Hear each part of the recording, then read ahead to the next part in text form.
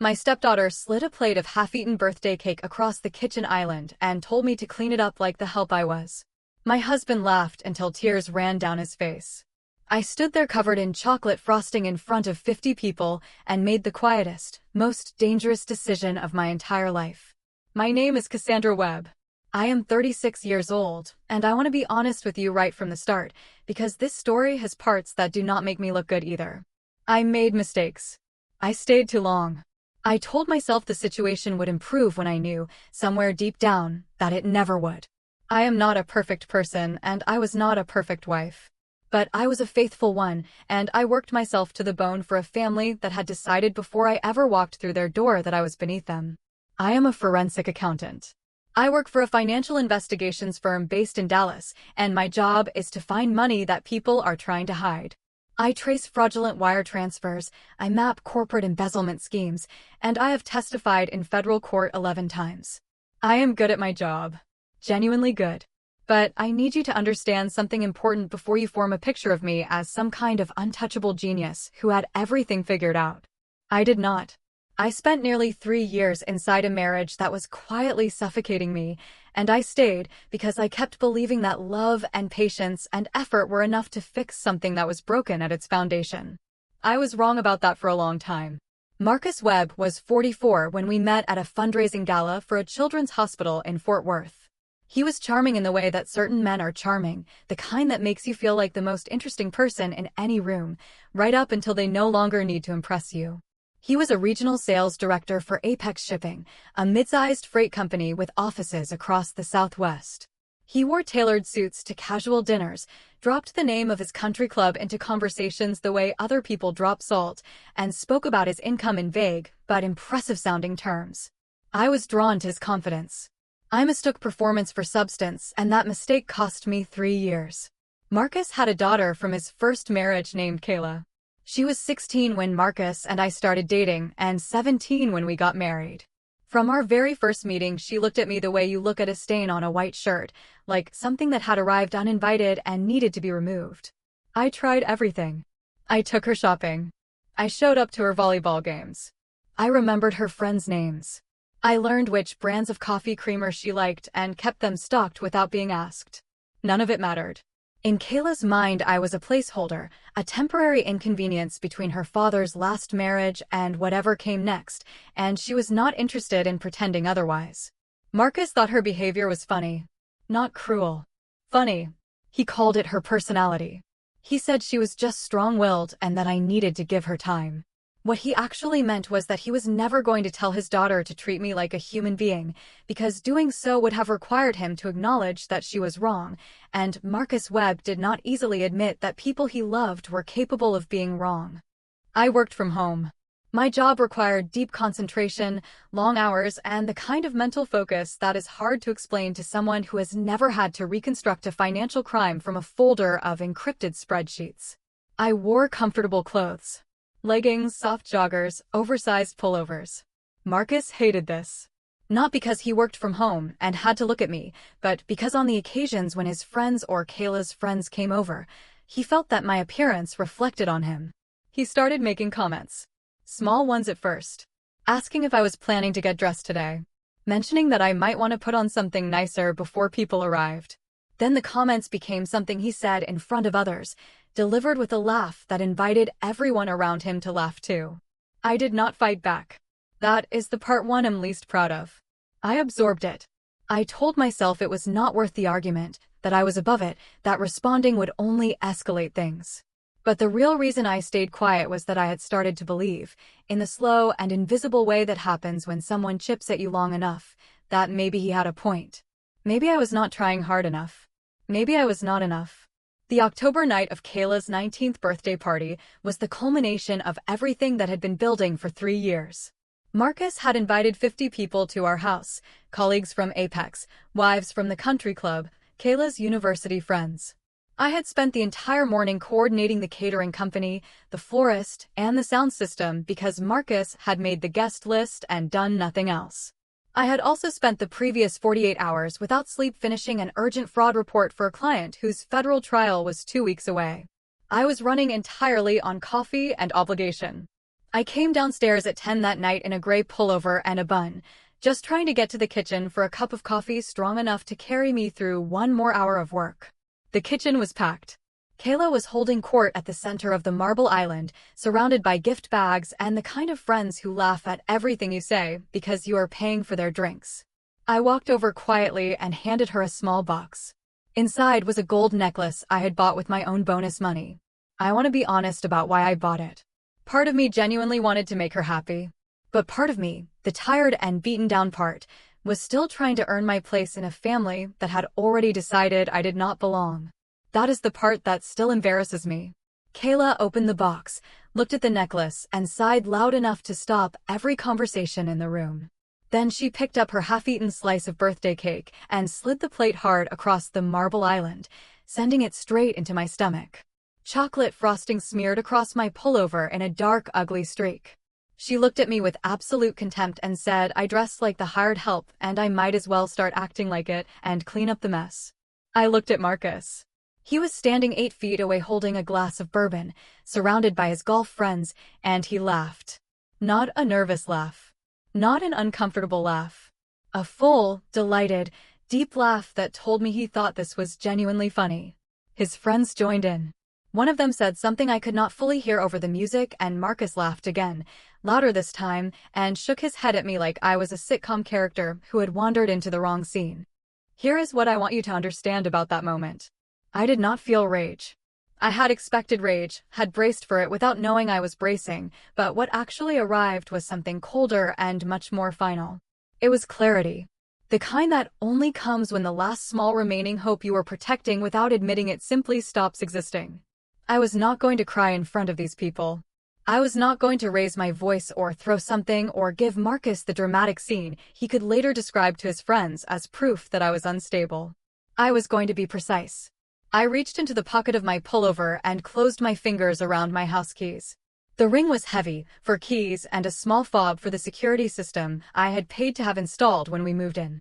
I walked to the center of that marble island, to the 3-tier custom birthday cake that had cost $400 and had Kayla's name written across it in gold leaf, and I dropped the keys directly into the top tier. The cake collapsed inward. The frosting split open. Kayla made a sound I had never heard from a 19-year-old before. I told Marcus quietly, but loud enough for the room, that I was done with my housekeeping duties, and I wished them both good luck with the mortgage payment next month. Then I walked to the hall closet, pulled out a suitcase that had been packed and waiting for 6 weeks, and rolled it out the front door while Marcus stood in the hallway demanding to know what I thought I was doing. What I was doing was leaving. What I was not yet ready to tell him was everything I already knew. Because what I had discovered 3 weeks earlier, buried in a property records check I had run purely out of professional habit, was something that changed the entire shape of the situation. Marcus had taken out a $160,000 second mortgage on our home using a consent document that bore my signature. A signature I had never written. A signature that was wrong in ways that would be obvious to anyone who knew what to look for. And I knew exactly what to look for. I had just needed to decide what to do with it. Standing on that front porch in the October night air with my suitcase and my pullover still streaked with Kayla's birthday cake, I made my decision. But I want to tell you something before we get to what happened next. I almost did not go through with it. I almost talked myself out of it. There was a version of that night where I got in the car, drove to my sister's house in Plano, and spent a week convincing myself that filing a report against my own husband was too extreme. That maybe I had misread the documents. That maybe there was an explanation. That doubt was real, and it lasted longer than I am comfortable admitting. Because even when someone has treated you badly, there is still a terrifying weight to the moment when you decide to stop protecting them. I am telling you this because I want you to understand that I was not a machine. I was a woman who had been quietly falling apart for 3 years and had to find the courage to stop. I found it. But it was not easy. And it did not feel like victory yet. The apartment I had rented 6 weeks earlier was on the 14th floor of a building in Midtown Dallas, and when I walked through the door that night I sat on the floor with my back against the couch and did not move for 20 minutes. Not because I was calm. Because I was not. My hands were shaking, my chest felt like something heavy was sitting on it, and for a long stretch of that silence I genuinely asked myself whether I had just made the biggest mistake of my life. That is the part of the story that nobody puts in the highlight reel. The part where the person who is supposed to be strong is sitting on a bare floor in a dark apartment wondering if they just torched their entire life for nothing. My phone was vibrating continuously on the cushion above my head. I could hear it buzzing against the fabric in an unbroken rhythm, and I did not pick it up for a full half hour. When I finally did, the missed call count was at 19. There were text messages from Marcus that ranged from furious to threatening to something that almost sounded like desperation, though with Marcus, it was always hard to separate genuine feeling from performance. His mother Brenda had already joined the conversation, texting in long breathless paragraphs about my selfishness and my failure as a wife and the humiliation I had caused her son in front of his colleagues. His brother Troy had sent 3 messages, each one shorter and more aggressive than the last, the final one informing me that he had contacts at my firm and would be making some calls in the morning. I read every single message. I screenshotted every single one. And then I put the phone face down on the floor and sat in the quiet for a little while longer, because I needed to think clearly and I could not afford to respond from an emotional place. That discipline, the ability to pause when everything in you wants to react, is something my job had drilled into me over years of working cases where one impulsive decision could collapse an entire investigation. I used it that night for myself, and it was harder than any case I had ever worked. Here is where I need to tell you something I have not told many people. 3 days before Kayla's birthday party, I had a conversation with my direct supervisor at the firm, a woman named Patricia, and I came very close to removing myself from a case that had just landed on my desk. Apex Shipping, Marcus's employer, had submitted a formal request for a forensic audit of their Southwest Regional Division after their internal compliance team flagged unusual patterns in vendor payment approvals. The case had been assigned to me before anyone at the firm realized the regional director being investigated was my husband. Standard protocol required immediate disclosure, which I made the moment I saw the name on the file. What happened next was not luck, and it was not a convenient coincidence manufactured to make me look powerful.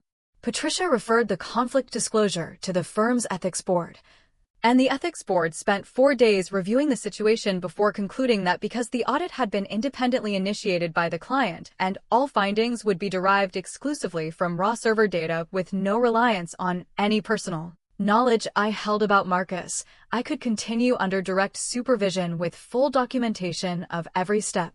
They assigned a second senior accountant to shadow my work and verify every conclusion independently. It was the most scrutinized audit I had ever conducted, and I want to be honest with you about something. I was terrified of getting it wrong. Not because I wanted to protect Marcus, but because I knew that if even one finding could be challenged on conflict of interest grounds, everything would unravel. The case against him, my credibility, my career. All of it. There was a specific night, about 10 days into the audit, when I found an authorization trail that seemed to loop back on itself in a way I could not immediately explain. For about 4 hours I thought I had made an error, that I had followed a data thread incorrectly and built a conclusion on a foundation that was about to collapse. I sat at my kitchen table until 2 in the morning retracing every step, my coffee going cold beside me, genuinely sick with the possibility that I had gotten it wrong. My supervising colleague James called me at midnight because he had seen this same anomaly and wanted to work through it together. We stayed on the phone until we found it, a secondary routing layer Marcus had used to disguise the shell company transfers, which actually made the evidence stronger, not weaker. But those 4 hours of believing I might have failed were some of the worst of my professional life. I am telling you all of this because I need you to understand that what happened next was not the effortless execution of a perfect plan. It was the result of terrifying, exhausting, doubt-filled work that I almost walked away from twice. The morning after the birthday party, I sent the family group chat a single file. A condensed version of the financial report covering the second mortgage, the forged signature documents, and a clean summary of what those documents represented under federal law. I did not write an angry paragraph to go with it. I wrote one sentence. I suggested they read pages 4 and 5 carefully before Troy made any calls to my employer. The group chat went silent for 47 minutes. I know because I watched the timestamps. Then Troy's wife Simone sent me a direct message, separate from the group, and what she said changed the entire trajectory of what happened next. Simone was a corporate litigation attorney at one of the top firms in Dallas. She and Troy had been married for 9 years, and I had always found her sharp and quietly watchful at family gatherings, the kind of person who absorbs everything and says very little until the moment when saying something becomes necessary. Her message was 4 sentences. She said she had read the full report.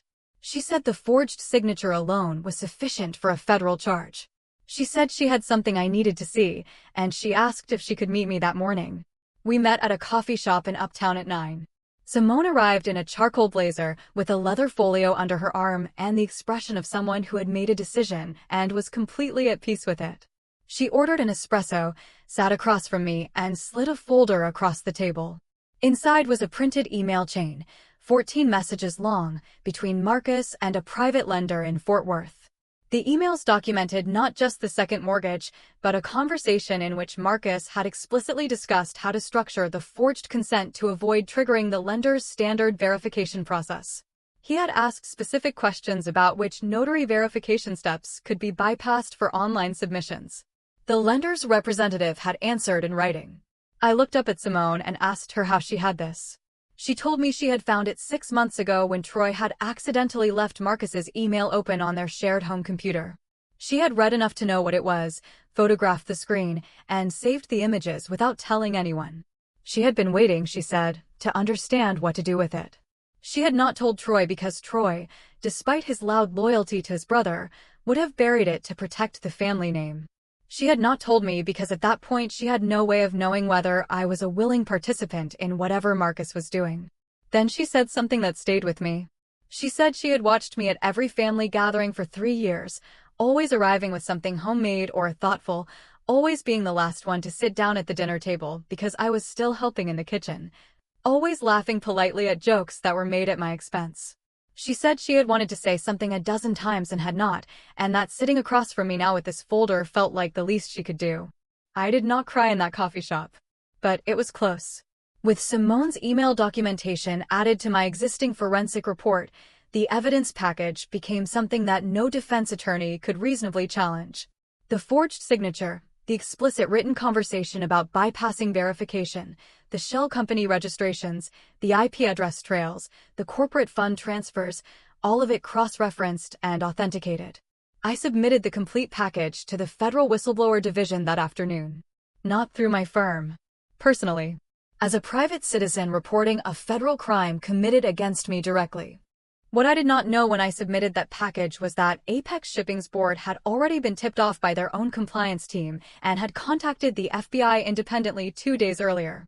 The federal investigation that was already quietly opening around Marcus's corporate fraud was about to absorb my personal report like a river absorbing a stream. The 2 threads were heading toward the same place from different directions, and they were going to meet in a boardroom conference room in 48 hours in a way that Marcus would never in his life see coming. But before that happened, Marcus made one final move that nearly derailed everything. He called my firm's managing partner directly and told him that I was conducting a fraudulent audit motivated by a personal vendetta that I had stolen from our joint marital account, and that I was currently under emotional and psychological distress that made me unfit to handle active cases. He used the words mental breakdown twice. He asked that I be placed on administrative leave pending an internal review. My managing partner called me into a video meeting that same afternoon and told me what Marcus had said. He asked me directly if there was anything he needed to know. I told him everything. I told him about the forged signature, the second mortgage, the Simone meeting, the submitted federal report, and the ethics board supervised audit. I told him that Marcus's call was an attempt to compromise an active federal evidence trail, and that it should be documented and preserved. My managing partner was quiet for a long moment. Then he said 7 words that I will never forget. He said, "We stand behind you completely. Keep going." That night I sat in my midtown apartment looking out at the Dallas skyline and felt something I had not felt in 3 years. Not triumph. Not anger. Something quieter and more solid than either of those things. I felt like myself again. The version of me that existed before I had spent 3 years making myself smaller to fit inside someone else's idea of who I should be. Marcus thought his phone call to my firm had bought him time. What it had actually done was add witness tampering to the list of things federal prosecutors were about to find very interesting. And in approximately 16 hours, he was going to walk into a corporate boardroom and come face to face with exactly how badly he had miscalculated every single thing. Marcus walked into the Apex Shipping boardroom that morning like a man who had already written the ending to a story he did not actually control. He had rehearsed his lines in the elevator. He had practiced his smile in the reflection of the polished steel doors. He had decided on the drive over that he would open with a self-deprecating joke about the audit being triggered by a software glitch, throw his junior assistant Danny under the bus with a carefully worded expression of disappointment, and have the whole thing wrapped up before lunch so he could spend the afternoon calling a divorce attorney. He had absolutely no idea that the story had already been written by someone else, and that he was simply the last person in the room to find out how it ended. Richard Holt, the CEO of Apex Shipping, was a 61-year-old man from Amarillo who had built the company from a two-truck operation into a regional freight powerhouse over 30 years. He did not waste words. He did not perform patience. When Marcus pushed through the heavy boardroom doors and found Richard seated at the head of the long mahogany table flanked by the CFO, the head of legal, 2 board members, and a woman from the Federal Regulatory Oversight Office, the smile Marcus had been practicing dissolved in real time. Richard did not stand to greet him. He gestured to the chair at the opposite end of the table with 2 fingers and said, "Sit down." Marcus sat. He looked around the room and began recalibrating, the way a practiced liar recalibrates when the environment does not match their expectation. He started to speak, something about being glad they could get everyone together, something about transparency being a core value he personally championed. Richard stopped him with a raised hand and told him the firm they had retained to conduct the forensic audit had completed its findings and the investigator was prepared to present. He said this without any visible emotion, the way you describe the weather in a city you do not live in. Then Richard looked toward the far end of the room. There was a high-backed leather chair positioned near the window, turned away from the table, facing the Dallas skyline. Marcus had noticed it when he walked in and assumed it was empty. He watched it begin to rotate slowly, and I want to tell you that I had thought carefully about whether this moment was theatrical. Whether turning the chair slowly was too much, too staged, too designed for effect. I had decided that after 3 years of being laughed at in my own home, I had earned exactly this much theater and not one bit more. I was wearing a navy wool blazer over a white blouse, my hair pulled back cleanly, my forensic report open on the tablet in front of me. I looked at Marcus the way I look at every subject in every case I have ever worked, with complete professional neutrality and absolutely nothing behind my eyes that he could use. He made a sound I had never heard him make before. It was not a word. It was the sound a person makes when the ground they were certain was solid reveals itself to be nothing at all. He stood up so fast his chair rolled back and hit the glass partition behind him with a crack that made 2 board members flinch. He pointed at me and told Richard this was a setup, a targeted personal attack by a vindictive wife in the middle of a divorce proceeding, and that nothing I presented could be considered credible given my obvious conflict of interest. He said the words conflict of interest 4 times in 30 seconds, which told me he had looked them up that morning and believed they were a magic phrase that would make me disappear. Richard waited for him to finish with the patience of a man who had heard everything and was impressed by nothing.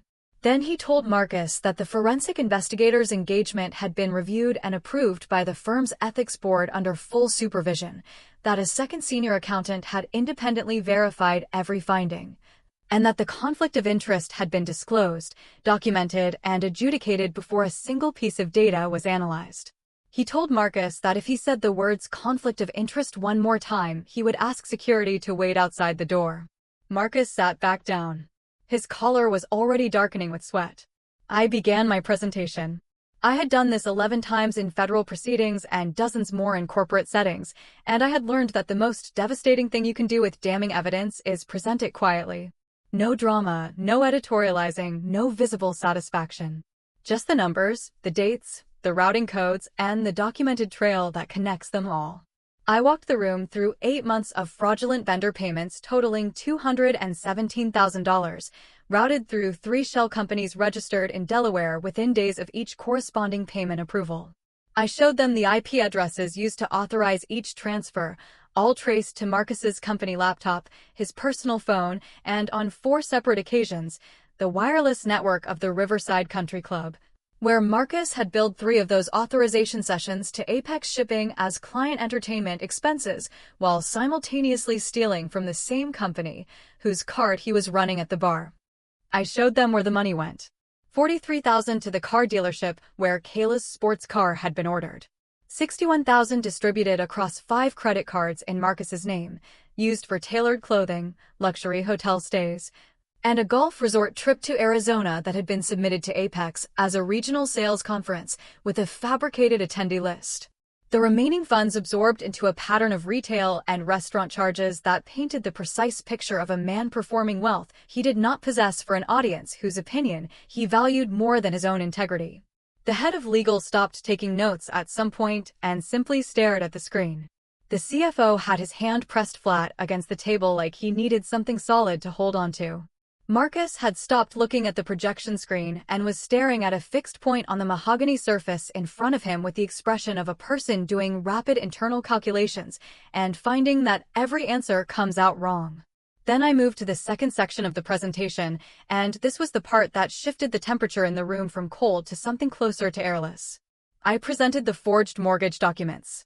I explained that in addition to his corporate fraud, the regional director had obtained a secondary lien of $160,000 against a jointly owned residential property by submitting a consent document bearing a forged signature. I explained that the signature had been compared against 12 authenticated samples of my actual signature from notarized legal documents, and that the forgery was identifiable across 7 distinct biometric markers. I explained that submitting a fraudulent consent document to a federally regulated lending institution across state lines constituted wire fraud, bank fraud, and aggravated identity theft under federal statute, each carrying mandatory minimum sentences. Marcus stood up again. This time he did not point at me. He looked at Richard and said he needed a moment, that he could explain the mortgage situation, that it was a misunderstanding related to a joint financial decision that had simply not been documented correctly. Richard looked at him for a long quiet moment and then said something that I thought about for weeks afterward. He said that in 30 years of business, he had fired people for stealing paper clips and people for stealing millions, and the only thing that had ever genuinely surprised him was how consistently people believed they were the exception to consequences. Then he told Marcus he was terminated effective immediately, stripped of all unvested stock options and severance eligibility, and that the board had already voted to refer the full evidence package to federal authorities. The boardroom doors opened before Marcus could respond. 2 men in dark suits entered without knocking. The first one produced a badge in a leather holder and identified himself as a special agent with the FBI's Financial Crimes Division. The second one was already holding handcuffs. Marcus looked at the agents, then at me, then at the handcuffs, and the last visible remnant of the regional director persona he had spent his entire adult life constructing simply left his face. What remained underneath was someone much smaller and much less certain, and I found that I felt nothing in particular about seeing it. Not satisfaction, not sorrow. Just the particular stillness that comes at the end of something that needed to end. They walked him out through the main floor of Apex Shipping's headquarters rather than the back exit, and I learned later that this was not an accident. The federal agents had requested it as standard procedure, but Richard had not redirected them. 53 employees watched Marcus Webb be escorted through the office in handcuffs, the man who had told every one of them he was the engine that kept the Southwest region running. While Marcus was being processed at the federal building downtown, a recovery agent was executing an asset seizure order on the sports car at Kayla's university campus. She was in the parking lot showing it to friends when the tow truck arrived. She called Marcus 14 times. His phone was sealed in an evidence bag. She called Brenda, who was at that moment receiving a notice of foreclosure proceedings on the house and was in no position to help anyone. She called Troy, who picked up, listened for 30 seconds, and told her quietly that there was nothing he could do and that she needed to call a student services counselor about her financial aid situation. Then he hung up, and I know this because Simone told me about it later, and Simone told me Troy sat in his car in a parking garage for 40 minutes before driving home. The federal case moved through the system with the particular efficiency that happens when the evidence package is essentially prosecution-ready before the arrest. Marcus's defense attorney pushed for a plea arrangement that would reduce his exposure. The prosecutors, working from my report and the additional evidence Simone had provided, were not in a mood to be generous. Marcus was sentenced to 7 years in a federal correctional facility with no parole eligibility under federal guidelines. The civil judgment Apex Shipping secured against him attached to every asset he had ever claimed, which turned out to be almost nothing he had legitimately purchased with his own money. Kayla lost her university enrollment when the tuition payments tied to Marcus's stolen funds were reversed and clawed back by the institution's financial office. She moved into a small apartment with Brenda in a part of Dallas that was a long way from the country club. Within 6 weeks, she was working as a server at a chain restaurant near the interstate. I heard about this from Simone, who had seen her there one evening, and I sat with that information for a while trying to understand what I felt about it. I am still not entirely sure. She was 19 years old and her father had built her entire world on stolen money and lies, and now she was learning at the most uncomfortable possible speed what it means to earn something. Part of me thinks that education, however brutal, is the most useful thing that happened to her. Part of me wonders if she ever thinks about a gold necklace in a small box that someone bought her with honest money while she slid a cake plate across a marble island. My divorce was finalized on a Thursday. I signed the papers at my attorney's office, walked out into a December afternoon in Dallas, and stood on the sidewalk for a moment doing nothing in particular.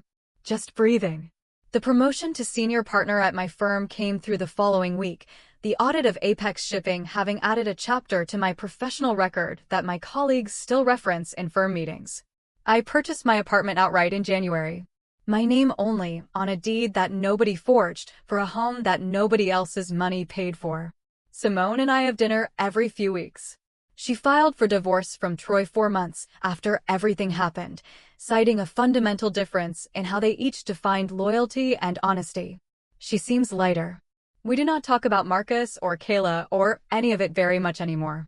Mostly we talk about cases and wine and the particular freedom that comes from having survived something that was designed to diminish you and finding out it made you larger instead. I think about that night in the kitchen sometimes. The frosting on my pullover. The sound of 50 people laughing. The weight of the keys in my hand before I dropped them into that cake. I do not think about it with anger anymore. I think about it as the last moment of a version of my life that needed to be over, and the first moment of everything that came after. I was never the help. I was the only one in that house doing anything real. It just took dropping my keys into a birthday cake for the rest of the world to find out. Now I want to ask you something genuinely, and I would love to read your thoughts in the comments. Do you think Cassandra went too far by not intervening when Kayla lost her university enrollment, given that Kayla was ultimately a teenager shaped by her father's choices? Or do you believe that every action in this story carried exactly the consequence it deserved? There is no clean answer here, and that is exactly why I want to hear yours.